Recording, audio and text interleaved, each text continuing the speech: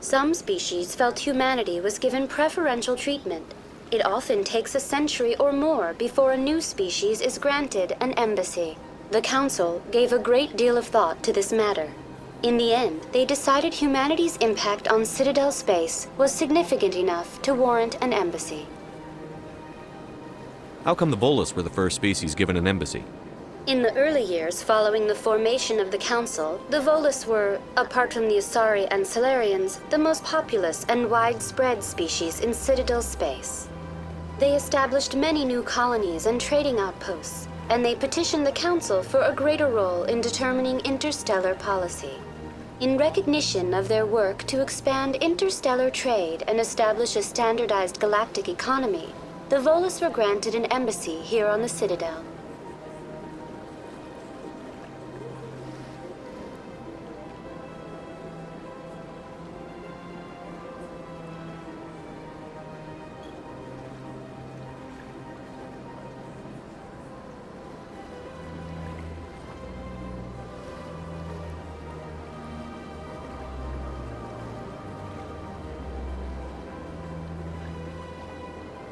Why weren't they made a council race? The Council races have extensive responsibilities. They must provide personnel and ships for the Citadel fleets. They often provide economic aid in times of disaster. It would be unfair to demand such an enormous burden of a species unable to meet these obligations. The embassies allow lesser species to have a voice on the Citadel. That's pretty damn arrogant. I apologize if my personality has offended you. Please submit all formal complaints in writing to the Citadel Tourist and Visitor Board.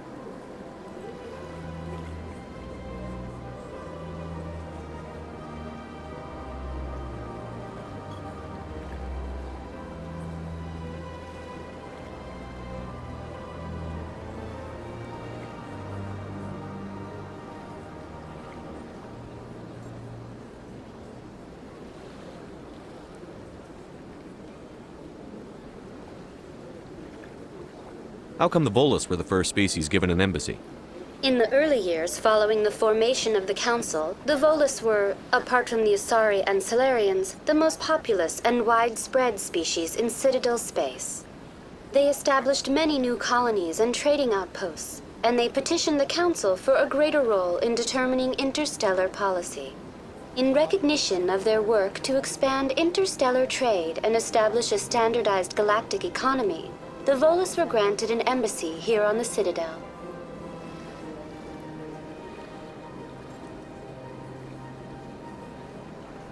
Goodbye. Goodbye, and thank you for using Avina. Please enjoy your visit to the Citadel.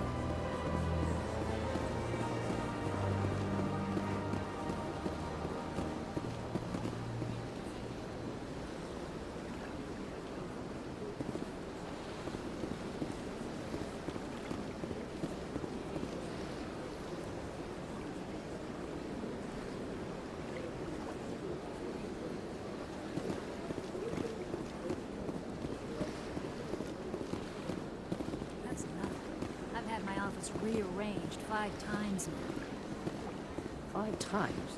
Why? What do they want? How should I know? It's not like Keepers offer an explanation for what they're doing. Yet, everyone just lets them go on doing whatever it is they do. What choice do we have? If we try to stop them, they just shut down and another one replaces it. Just strange that we know so little about them. Not to mention frustrating.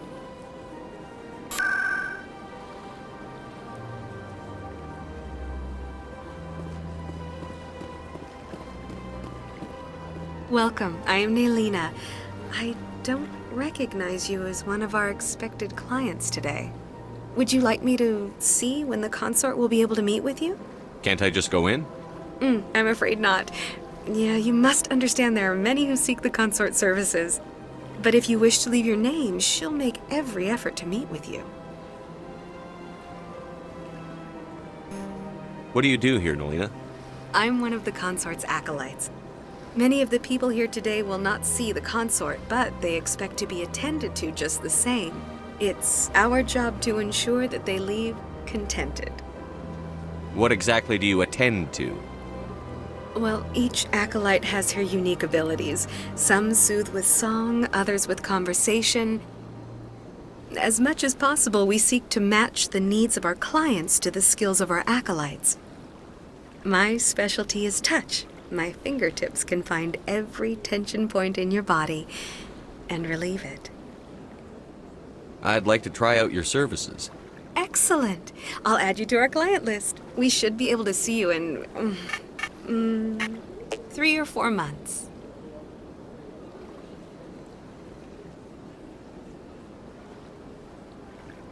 Nobody's worth that much of a wait. Well, that's not for me to judge. I have your name and you'll be contacted. Is there anything else?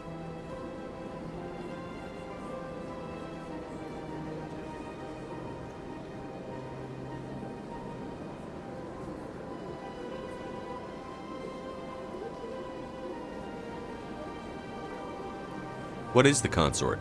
What does she do? It's difficult to explain. She's many things to many people and something different for each. Some seek her for advice, some for entertainment, others still for pleasure. Most of the time, our clients won't realize what they were seeking until after she has provided it for them. You make her sound like some kind of oracle. No, not in the usual sense. She's merely a woman with remarkable compassion and a generous spirit. I suggest you make an appointment and see for yourself.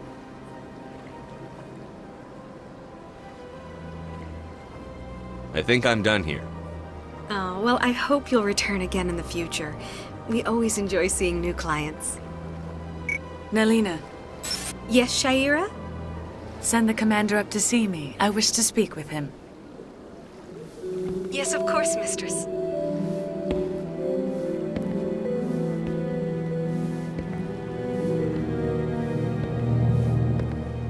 Huh. It appears the consort has taken notice of you. She'd like to meet with you now.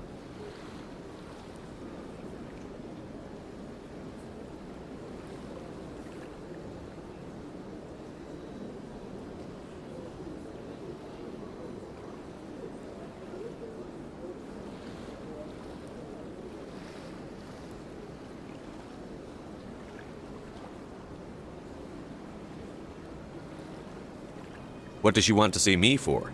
I don't know. You'll have to ask her yourself. Just head upstairs. She'll be waiting for you.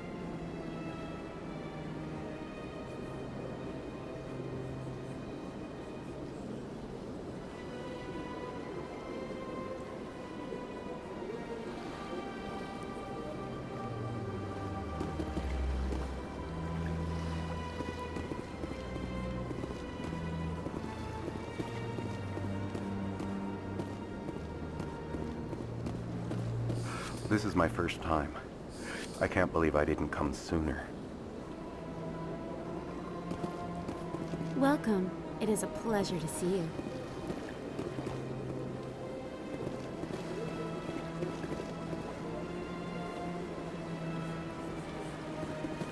You're with the Alliance? My brother's a private back on Earth. The consort is a wonderful person. person. She has quite a gift.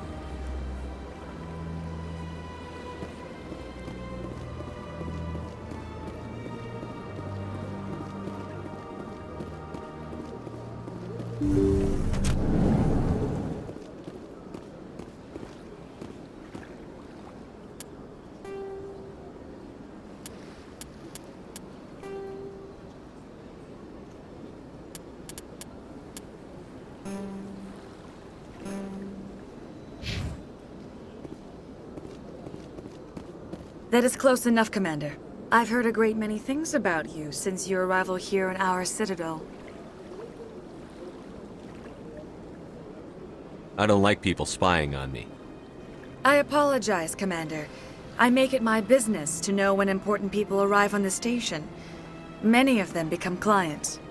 But that is not why I asked you here. I have a certain problem that could use your expertise. Maybe I can help. I have a friend, Septimus, a retired Turian general. I won't discuss the details, but he wanted me to be more than I could be. We had a falling out. Now he spends his days in Korra's den, drinking and spreading lies about me. If you would speak to him as a fellow soldier, I believe he will listen to you and let the matter be. What happened between you? I respect his privacy too much to go into the details. If he wishes to tell you what happened, that is his prerogative. I don't make any promises, but I'll see what I can do. Thank you, Commander. That is all I can ask. Appeal to his sense of honor. Remind him of his position as a general. If you can convince him to stop spreading lies about me, I would be very grateful.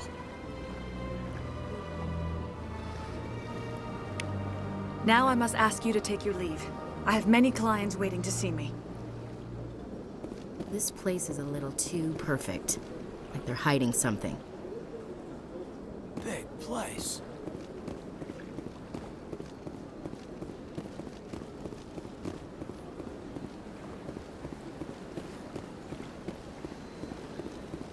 I have to admit, I'm a little nervous. That's understandable. Many are the unsure what to expect.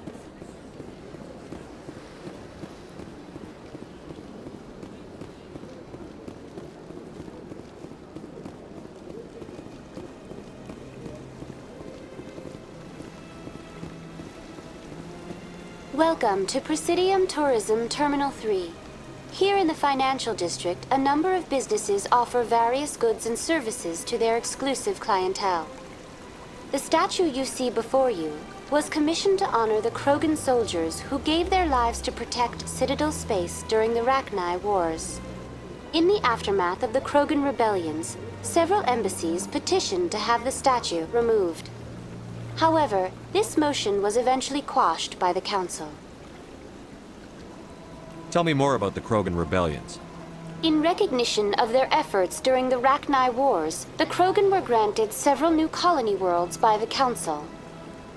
Over the next 400 years, the Krogan species began to expand. Blessed with an extremely high birth rate, their numbers began to swell. Faced with a critical overpopulation crisis, the Krogan started a violent colonization of nearby worlds inhabited by other Council species. The Krogan rebellions had begun. For a full century, the Council and its member species fought to bring the Krogan under control. With the aid of the newly discovered Turian Empire, they were ultimately successful. You needed the Krogan to stop the Rachni, then you needed the Turians to stop the Krogan. So who's gonna stop the Turians?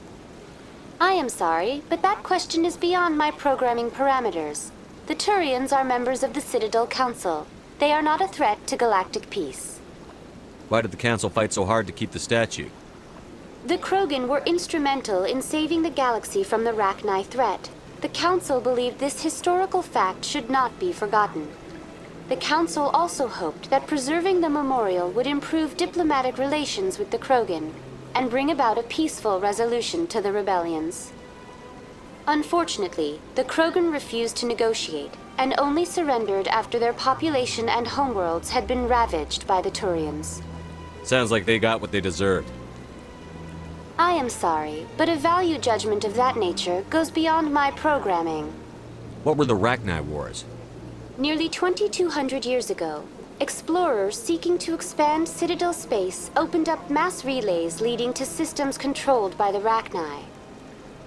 A highly intelligent and aggressive insect race, the Rachni unleashed a war of conquest against the rest of the galaxy that lasted for nearly 3 centuries. The emergence of the Krogan finally turned the tide in favor of the Citadel species. Krogan forces provided the numbers necessary to halt the Rachni advance and drive them back. The Krogan then pursued their retreating fleets. Able to survive the harsh environments of the Rachni homeworlds, the Krogan hunted their enemy to extinction. Was it really necessary to wipe them out? I am sorry, but a value judgment of that nature goes beyond my programming. That's all for now. Thank you for using Avina. Have a pleasant day.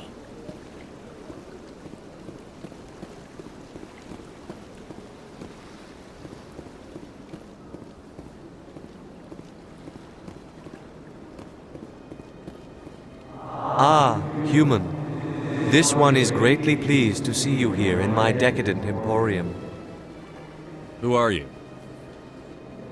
This one's face name is Delaninder, though many in this place simply refer to it as Delan. Please take time to examine the fine goods it has for purchase, all of great worth.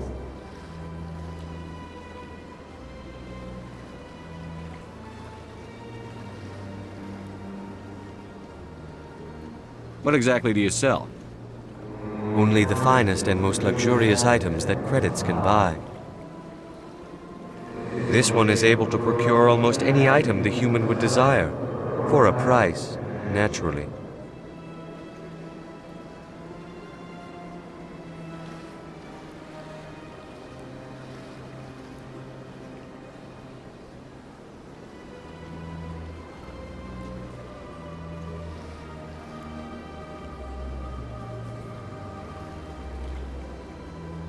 I'd like to see these rare and wonderful items. Oh, this one is pleased to do so, human. You will not be disappointed.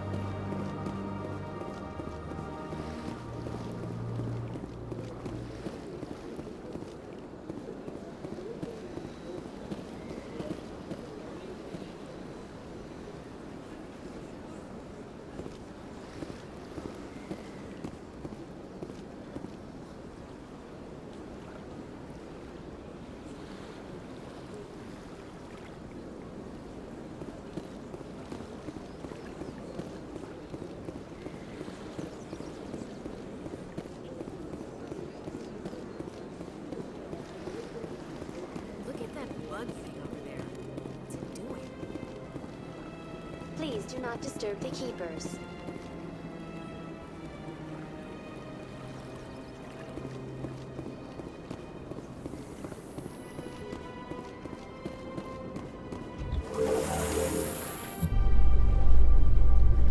The council isn't gonna ask me any questions, are they? I doubt it. We've made our reports. Now we just have to trust Ambassador Udina. No, we don't, sir.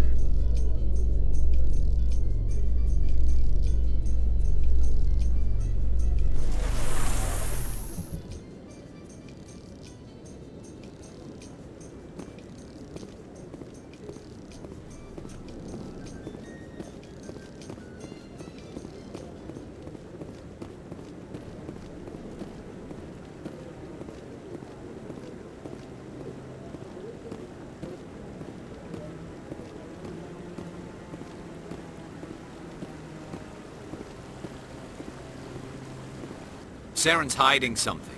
Give me more time. Stall them. Stall the council? Don't be ridiculous. Your investigation is over, Garrus.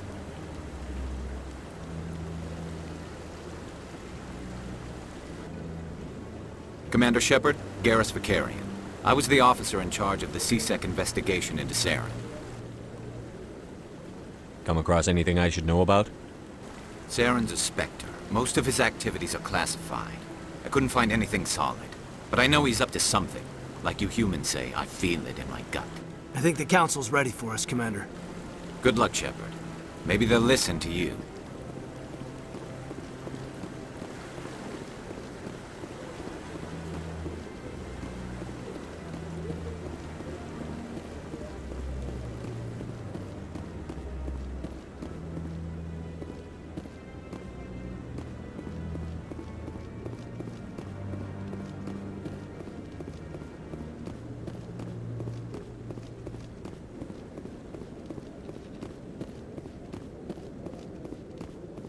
The hearing's already started. Come on.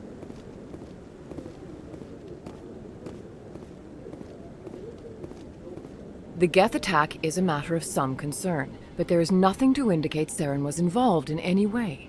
The investigation by Citadel Security turned up no evidence to support your charge of treason. An eyewitness saw him kill Nihilus in cold blood. We've read the Eden Prime reports, Ambassador. The testimony of one traumatized dock worker is hardly compelling proof. I resent these accusations. Nihilus was a fellow Spectre and a friend. That just let you catch him off guard. Captain Anderson, you always seem to be involved when humanity makes false charges against me. And this must be your protege, Commander Shepard, the one who let the beacon get destroyed. You're the one who destroyed the beacon. Then you tried to cover it up. Shift the blame to cover your own failures. Just like Captain Anderson. He's taught you well. But what can you expect from a human? Saren despises humanity. That's why he attacked Eden Prime. Your species needs to learn its place, Shepard. You're not ready to join the Council. You're not even ready to join the Spectres. He has no right to say that. That's not his decision. Shepard's admission into the Spectres is not the purpose of this meeting. This meeting has no purpose. The humans are wasting your time, Counselor, and mine. You can't hide behind the Council forever. There is still one outstanding issue. Commander Shepard's vision. It may have been triggered by the beacon. Are we allowing dreams into evidence now? How can I defend my innocence against this kind of testimony? I agree. Our judgment must be based on facts and evidence, not wild imaginings and reckless speculation. Do you have anything else to add, Commander Shepard? You've made your decision. I won't waste my breath.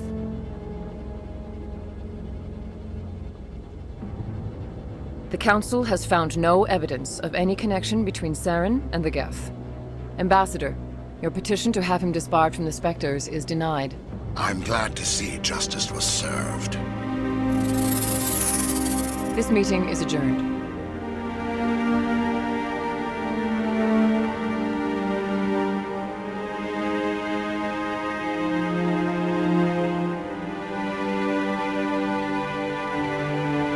It was a mistake bringing you into that hearing, Captain. You and Saren have too much history. It made the Council question our motives. I know Saren. He's working with the Geth for one reason: to exterminate the entire human race. Every colony we have is at risk. Every world we control is in danger. Even Earth isn't safe. Tell me about this history between you and Saren. I worked with him on a mission a long time ago. Things went bad. Real bad. We shouldn't talk about this here. But I know what he's like. And he has to be stopped. What's our next step? As a Spectre, he's virtually untouchable. We need to find some way to expose him. What about Garrus, that C-Sec investigator? We saw him arguing with the Executor. That's right. He was asking for more time to finish his report. Seems like he was close to finding something on Saren. Any idea where we could find him? I have a contact in C-Sec who can help us track Garrus down. His name is Harkin. Forget it. They suspended Harkin last month, drinking on the job. I won't waste my time with that loser. You won't have to. I don't want the Council using your past history with Saren as an excuse to ignore anything we turn up. Shepard will handle this. I'll take care of it. I need to take care of some business. Captain, meet me in my office later. Harkin's probably getting drunk at Cora's Den. It's a dingy little club in the lower section of the wards. I thought you said he was a drunken loser. Couldn't hurt to go talk to him. Just be careful. I wouldn't call him reliable. You and Saren have a history. What happened? About 20 years ago, I was part of a mission in the Skillian Verge. I was working with Saren to find and remove a known terrorist threat. Saren eliminated his target, but a lot of people died along the way. Innocent people. And the official records just covered it all up. But I saw how he operates. No conscience. No hesitation. He'd kill 1,000 innocent civilians to end a war without a second thought. Killing innocents doesn't end wars, it causes them.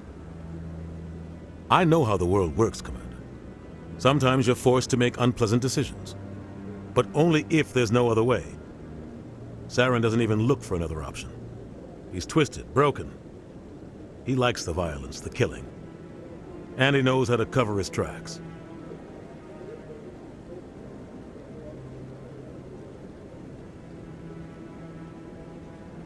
You don't think much of Harkin.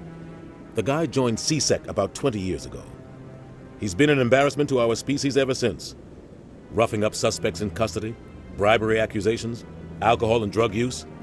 The embassy used to step in when he got in trouble. But I guess enough was enough. The guy's a scumbag. He should have been cut loose a long time ago. He was one of the first human C-Sec officers. Guess it would have looked bad if he got fired. A lot of backroom deals were worked out over the years to keep him on the force. Politics is a dirty business sometimes, but it looks like his time's run out. We've got enough humans in C-Sec now to stop protecting him. I want to know more about the Spectres. They're not your typical government agency. They tend to work alone, behind the scenes. They take care of problems the Council can't. It's not easy preserving peace across an entire galaxy. The Council prefers to use diplomacy and negotiation. But sometimes more extreme measures are needed. They sound like shadow operatives. Everything about them is classified. We don't even know how many there are. The latest Alliance estimate puts their numbers under 100. But the Council couldn't do its job without them. They're the Citadel's top agents, the last line of defense, the final option before open war. The entire galaxy respects and fears them. If a Spectre shows up, you know something big is about to happen.